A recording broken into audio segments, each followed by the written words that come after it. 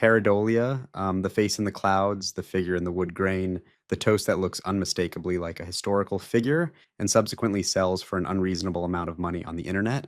Pareidolia is the brain's face detection system, extraordinarily sensitive, deeply committed, and entirely unwilling to acknowledge when there is no face to detect. The system evolved to be fast and to err heavily on the side of seeing a face rather than missing one, because missing a face in an ancestral environment could be genuinely costly, while seeing a face in a rock formation costs you only a second of confusion. The result is a brain that sees faces in electrical sockets, in the fronts of cars, in the craters of the moon, in the clouds, in the grain of wooden furniture, in the shadows on the surface of Mars. It cannot help it. The system has no off switch. It is pattern recognition operating at full sensitivity in a world that contains an enormous amount of random visual noise and a brain absolutely determined to find meaning in all of it. The toast does not look like anyone. Your brain decided otherwise, and it is not taking questions.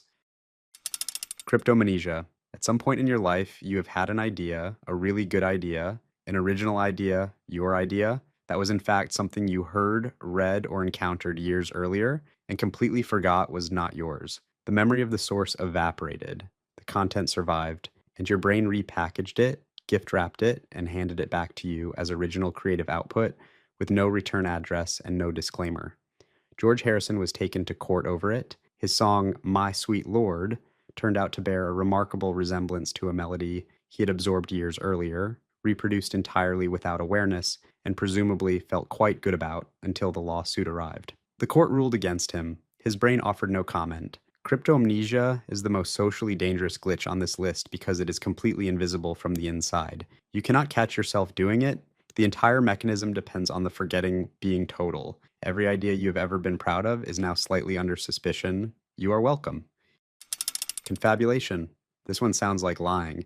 It is not lying, and that distinction is crucial because the person doing it genuinely has no idea. Confabulation is what the brain does when it hits a gap in memory, and rather than acknowledging the gap honestly like a reasonable organ, simply fills it in, automatically, confidently, with completely fabricated information delivered with the conviction of someone who was absolutely there and remembers everything clearly. It is seen most dramatically in certain brain injuries and conditions like Korsakoff syndrome, where patients will describe in vivid detail what they had for breakfast when they have not eaten, or recount conversations that never happened with the kind of specific sensory detail that makes you want to believe them.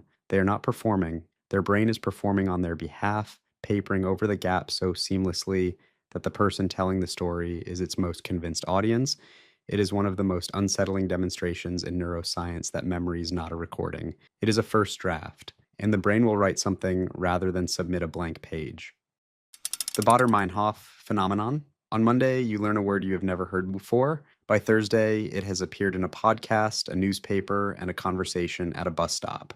You buy a specific model of car, and the roads are suddenly full of them. You discover an obscure band, and within a week, 3 separate people mention them as though they were always famous. The universe is not sending you signals. Your brain's filtering system has simply updated its settings and started letting things through that were always there. The brain processes an overwhelming amount of sensory information every second and makes constant decisions about what is worth noticing and what gets discarded. Flag something as newly relevant and the filter opens. The thing was always there. You were previously instructed to ignore it. The name comes from a 1994 letter to a Minnesota newspaper in which someone described hearing the name of a German militant group twice in one day after learning it for the first time. They found it so strange they wrote to a newspaper about it. The newspaper published it. Inattentional blindness. In 1999, psychologists asked participants to watch a video and count basketball passes. Halfway through, a person in a full gorilla suit walked into frame, stood in the center of the scene, thumped their chest, and walked off. Roughly half of all participants did not see the gorilla, not because it was hidden, not because it was subtle, because their attention was elsewhere, and the brain, working with limited resources and a specific task, had allocated 0 of those resources to unexpected gorillas. Inattentional blindness is why people walk into lampposts while looking at their phones, why drivers miss cyclists they were looking directly at, and why eyewitness testimony has turned out to be significantly less reliable than courts assumed for most of legal history. The brain does not see what is in front of it. It sees what it decided to pay attention to and everything else, including a full-grown person in a gorilla costume doing a theatrical chest thump in the middle of a scene, is simply invisible. The gorilla was always there, you just had passes to count. The Mandela Effect. Nelson Mandela did not die in prison in the 1980s. He was released in 1990, became president of South Africa, won the Nobel Peace Prize, and died in 2013 at the age of 95. And yet, a significant number of people carry a clear and detailed memory of news coverage of his death in prison, coverage that never existed, of an event that never happened. This is where the phenomenon gets its name, coined by researcher Fiona Broome after discovering she was far from alone in remembering it. Other examples have accumulated since: the Monopoly Man's monocle that was never there, a famous movie line that was never delivered quite the way everyone remembers it, a cartoon spelling that has apparently always been different from what millions of people are completely certain they grew up with. The explanations range from entirely reasonable, memory is reconstructive, social influence shapes recall, confident misremembering spreads through groups, to considerably less reasonable, involving parallel universes and colliding timelines that the internet finds enormously more satisfying. The mundane explanation is almost certainly correct. The parallel universe explanation is harder to fully dismiss, which is itself a fairly solid demonstration of how the brain treats information it finds exciting versus information it finds boring. False memory. In the 1990s, psychologist Elizabeth Loftus demonstrated that it was possible to implant entirely fabricated memories into people's minds. Memories of being lost in a shopping mall as a child, of events that never happened, simply through suggestion, repetition, and the mild social pressure of being told by someone trustworthy that it had occurred. Participants not only accepted these memories but elaborated on them, added details, added emotions, built narratives around experiences that were completely fictional with the confidence of someone describing last Tuesday. False memory is not limited to laboratories. It happens constantly in ordinary life, in the retelling of stories that shift slightly each time, in courtrooms, in family arguments about what was definitely said at Christmas 2015. Memory is not a file that gets stored and retrieved intact. Every time you remember something, you are reconstructing it from fragments, and every reconstruction is an opportunity for the version to drift. Your most vivid memories are your most frequently reconstructed ones, which means they are also your most edited ones. That holiday you remember so fondly has been rewritten more times than you know. The tip of the tongue phenomenon. It is right there. You know this word. You know that you know this word. You can feel the shape of it. You know roughly how many syllables it has. You might even know what letter it starts with. You can describe the concept it refers to in considerable detail to whoever is unfortunate enough to be nearby. And yet the word itself sits just out of reach, hovering at the edge of retrieval, like it is doing this on purpose and finding it funny.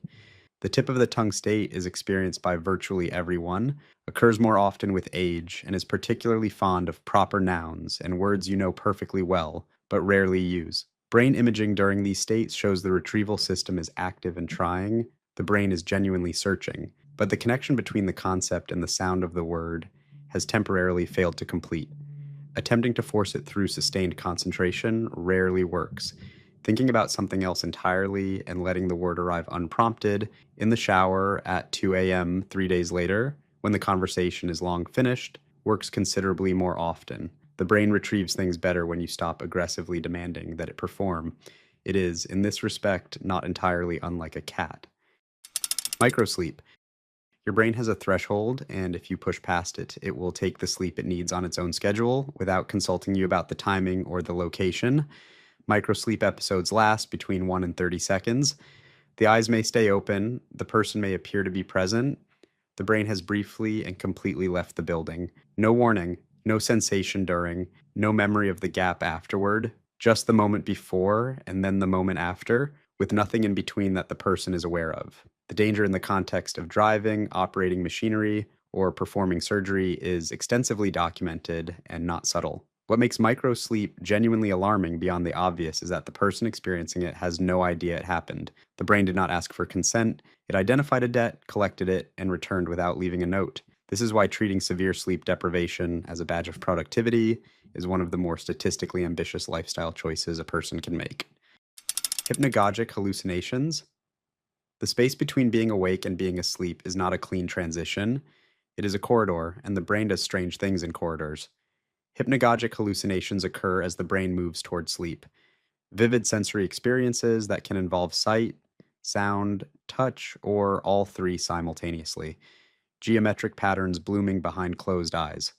your name called clearly from somewhere in the room when nobody spoke, the sudden overwhelming sensation of falling that jolts you awake with your heart already making decisions your body hasn't caught up with yet.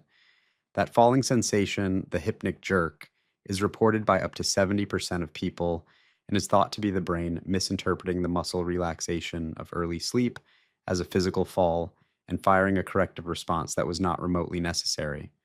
The brain, in summary, startled itself while trying to go to sleep because it felt itself relaxing and briefly panicked about it. This is the organ running the entire operation. Everyone is doing their best. Déjà vu, your brain just told you this has happened before. It hasn't, you know it hasn't. And yet, some deeply convincing part of your neurology is absolutely certain that this exact moment, this conversation, this room, this specific arrangement of Tuesday afternoon has occurred before in precise detail. Déjà vu is experienced by roughly 2/3 of people and has been studied extensively, which is remarkable given that it lasts approximately 3 seconds and leaves no evidence. The leading theory is a brief misfiring in the brain's memory system, the familiarity recognition circuit firing a split second before the actual memory retrieval circuit, producing a sensation of recognition with absolutely nothing behind it. Your brain essentially stamped "seen it" on an experience it had never processed. It is the neurological equivalent of a bouncer waving through someone who was never on the list. It lasts seconds, vanishes completely, and leaves you staring into the middle distance, trying to explain it to someone who stopped listening after the first sentence. Jamais vu. If déjà vu is your brain confidently lying about the past, Jamais vu is your brain suddenly losing confidence about everything it has ever known. You have written your own name thousands of times, written it enough times in a row, and it starts to look like a ransom note assembled by someone who has never met you. Familiar words become strange. Familiar faces become unsettling. A place you have been to 100 times suddenly feels like somewhere you have never been and should possibly leave.